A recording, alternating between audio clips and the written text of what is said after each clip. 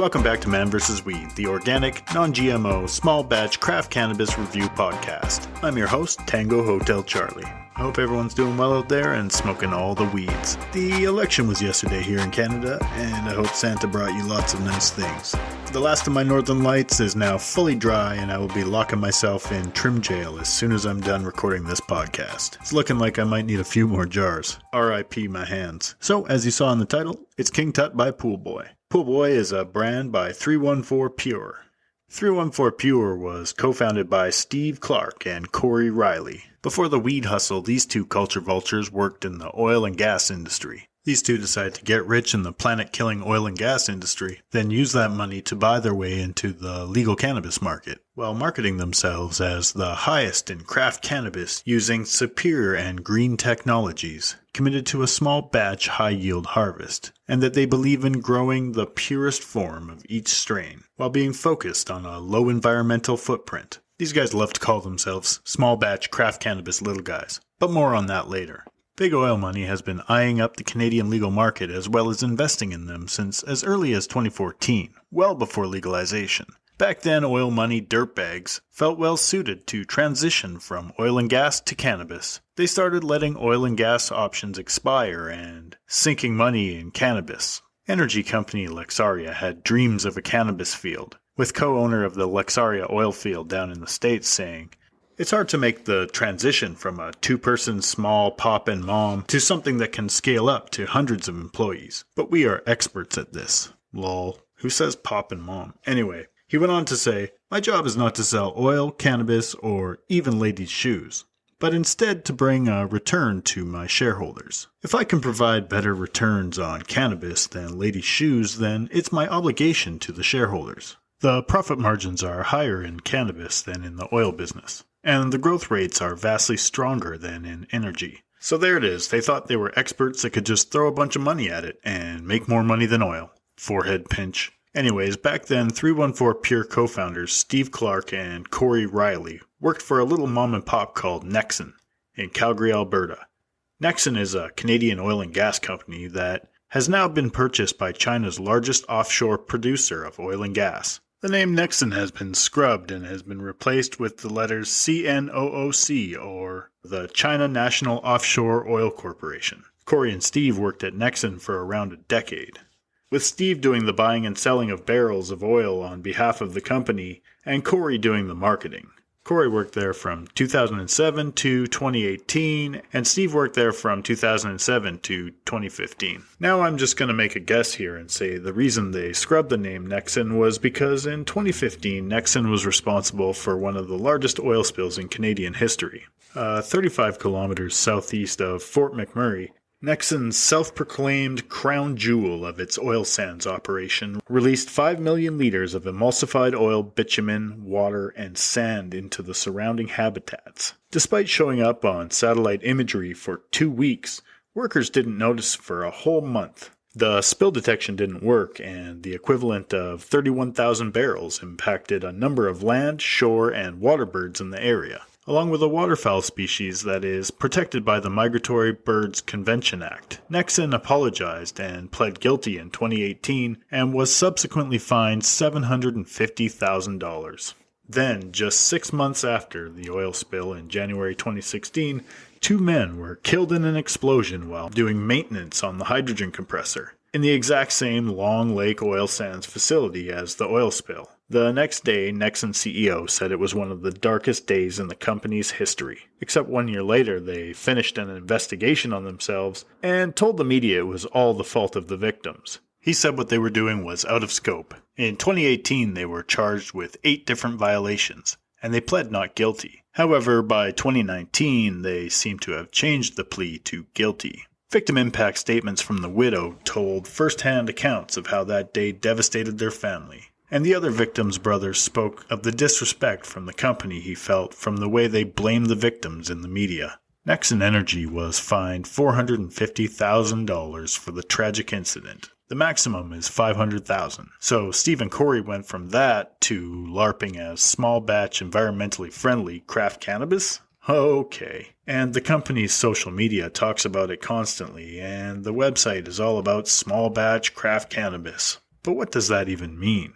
There's no clear definition when it comes to legal weed, and it's become just a marketing buzzword like 20% THC and CBD. Recently, the OCS put forward criteria for achieving craft designation in Ontario that pertain to specific aspects of production. According to the OCS criteria, craft flower or pre-rolls, don't get me started, must be hang-dried. How else do you do it?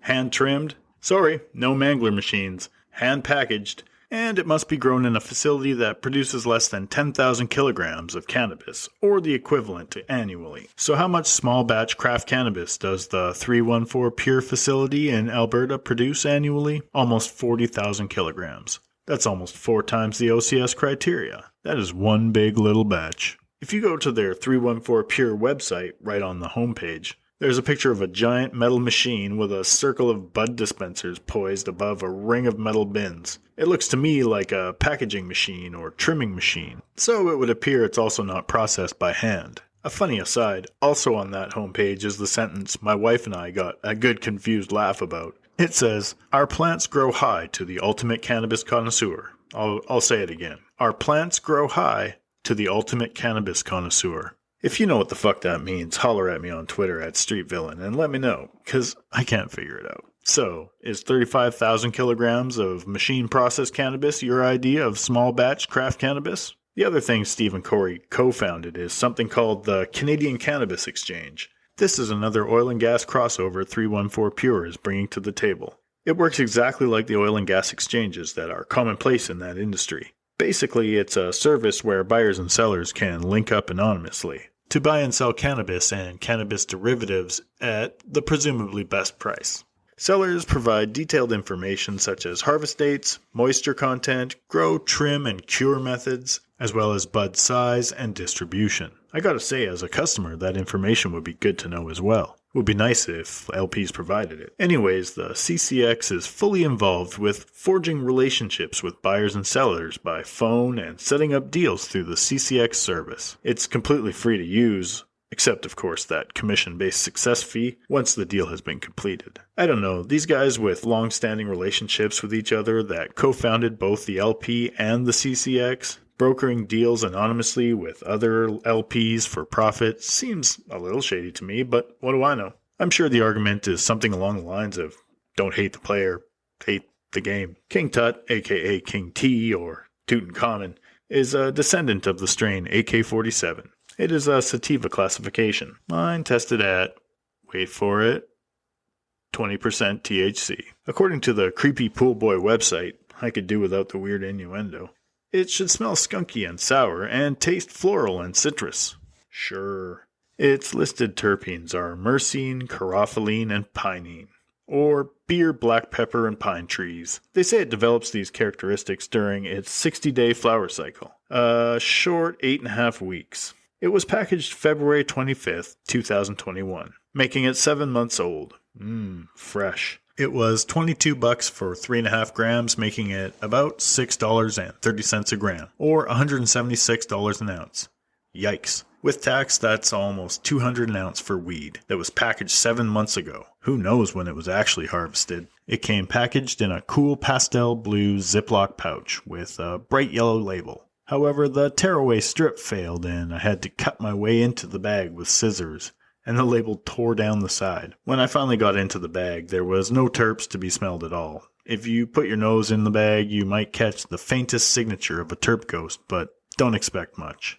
The bag appeal was better than most in that there was a couple of buds that actually were a decent size. Not amazing though, but maybe just larger than a grape. But in a world of bud crumbles and pea buds, I'll take what I can get, I guess. The buds are light green with an abundance of reddish-brown hairs. The trim job, though, is absolutely atrocious. Multiple huge fan leaves side by side on the same bud. Very shaggy. So much for bag appeal. I guess I spoke too soon. On the scale, it weighed in at 3.6 grams, which helps soften the blow of the bad trim job. The buds are not bone dry, which is surprising given their age, and a testament to the moisture pack that came inside the pouch. However, they definitely were not moist or sticky. Under the scope of truth, the trichomes looked more abused than Johnny Depp's liver, and more beaten and battered than his ex-marriage. They were haggard and sad, like, I think you get the picture. Many were missing heads. Some looked like their heads were disgorged and expelling a gooey yellowish-green ooze. The ones that are still intact are clear or amber. If I were to guess, they were most likely machine-mangled, radiated, then left to degrade somewhere for the better part of a year. You know, premium small batch high quality craft cannabis. The gram easily broke up in my fingertips and left very little stickiness or residue. Breaking it up really didn't release much more terpenes as you would expect it to. But if you put it up to your nostril, you can catch a hint of tanginess. I guess they would call it citrus. It's a little finicky to roll since it's all crumbly and definitely not sticky at all. It burned harsh and unpleasant. It tasted bitter going in, burned my throat, then left a bitter aftertaste on the way out. Its ash was consistently dark gray, and its effects were headache. Seriously, I got a headache partway through smoking it that went away shortly after I finished it. The high is very mild, short-lived, and unimpressive. So would I recommend big oil-funded, 7-month-old, weak-as-fuck, $200 an ounce headache weed? Fuck no. I think I just got fucked by the Poolboy. Thanks again for listening to the show. I hope you enjoyed it. If you're new, make sure you like, subscribe, and share and all that bullshit. Go listen to the catalog. There's now 29 episodes of mostly unique LPs and strains. Follow me on Twitter at StreetVillain and email me at manversusweedthc@gmail.com. But as always, if you can't be bothered to do any of that, just keep doing what you're doing. Smoke all the cannabis. Free the weed.